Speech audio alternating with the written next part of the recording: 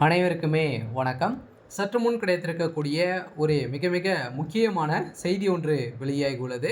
சற்று முன் திமுகவில் 12 எம்எல்ஏக்கள் கூண்டோடு ராஜினாமா. இது மாரி பார்த்தீங்கன்னா, தகவல் வெளியாயிருக்கு. இப்ப திமுக பெரும் அதிர்ச்சியை பார்த்தீங்கன்னா ஏற்படுத்தியிருக்கு. இப்ப திமுக என்ற ஒரு கட்சியே இல்லாத அளவிற்கு ஒரு மிகப்பெரிய சம்பவம் நடக்க போகுது.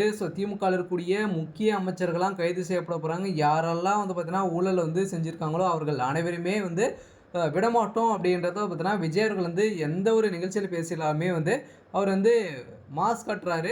அதே மாரி தான் இப்ப அதிரடியாக பார்த்தீங்கன்னா, திமுகல பார்த்தீங்கன்னா 18 எம்எல்ஏக்கள் மேல பார்த்தீங்கன்னா, திடீர்னு ராஜினாமா கடிதம் திமுகவுடைய தலைமையகத்துல குடுத்ததாக இப்போ ஒரு தகவல் வெளியா இருக்கக்கூடிய நிலையில தான் இப்ப திமுகவுடைய அறிவாலயமே பெரும் அதிர்ச்சியில இருக்கு. இப்ப முதல்வர் ஸ்டாலின் அவர்கள் லண்டன பார்த்தீங்கன்னா, குடும்பத்தோடு சென்றிருக்கக்கூடிய நிலையில இப்ப அதிரடியாக பார்த்தீங்கன்னா, திமுக இருக்கக்கூடிய முக்கிய எம்எல்ஏக்கள்லாம் பார்த்தீங்கன்னா, ராஜினாமா செய்ய போறதாக இப்ப ஒரு தகவல் வெளியா இருக்கு. இத பத்தி பார்க்கலாம். அதுக்கு முன்னாடி நம்மளுடைய சேனலுக்கு இப்ப தான் நீங்க முதல் முறையாக வந்திருக்கீங்க அப்படின்னா, மறக்காம நம்மளுடைய சேனலை சப்ஸ்கிரைப் பண்ணி சப்போர்ட் பண்ணுங்க. வாங்க வீடியோக்குள்ள போகலாம். பார்த்தீங்கன்னா 2026ல திமுக பார்த்தீங்கன்னா ஒரு மிகப்பெரிய படுதோல்வி அடைந்து விட்டது. 6 மாதங்கள் பொறுப்பேற்று இருந்தோம். இருந்தாலுமே கூறிய முதல்வர் ஸ்டாலின் அவர்கள் பார்த்தீங்கன்னா 30 நாட்கள் கூட தாக்கு பிடிக்க மாட்டாங்க. தாவேகாவுடைய அரசு. இதனால பார்த்தீங்கன்னா அதிரடியாக தமிழகத்துல ஆட்சி மாற்றம் வரும். ஆட்சி கலைக்கப்படும் அப்படின்ற பல்வேறு நிகழ்ச்சிகள் பார்த்தீங்கன்னா பேசியிருந்தாரு.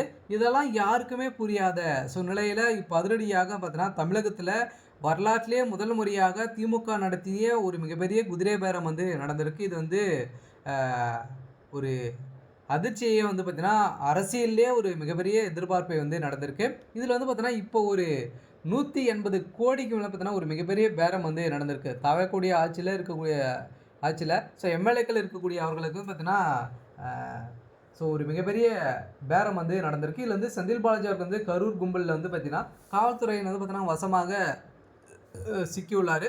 இதெல்லாம் நீதிமன்றம் தாவேகா திமுக அடுத்த 10 ஆண்டுகள் தேர்தலில் போட்டியிடுவதற்கான போட்டியிடாதவாறு தீர்ப்பு வழங்க அ உள்ளதாகவும் வழக்கறிஞர் ராம்குமார் அவர்களிடமிருந்து தகவல் பார்த்தீங்கன்னா கிடைத்துள்ளது. அதிரடியாக எம்ஜிஆர் எடப்பாடி எப்படி எம்ஜிஆர் அவர்கள் பார்த்தீங்கன்னா அதிமுகவை உருவாக்கி புரட்சி கரமாக வெற்றி வாய்ப்பை தொடர்ச்சியாக தன் வசப்படுத்தியிருந்தாரோ அதே போல தான் விஜய் அவர்களுமே அவருடைய வசப்படுத்தியிருக்காரு. இதைத் தொடர்ந்து 25 ஆண்டுகள் விஜய் அவர்கள் தான் முதல்வராக நீடிப்பார் என இனியும் திமுகவிலிருந்து விட ராஜினாமா செய்து தாவேக்கள் இணைந்து கொண்டால் மக்களின் ஆதரவுகள் கிடைக்கும். தேர்தல் பல 100 கோடிக்கும் செலவு செய்யவும் தேவையில்லை.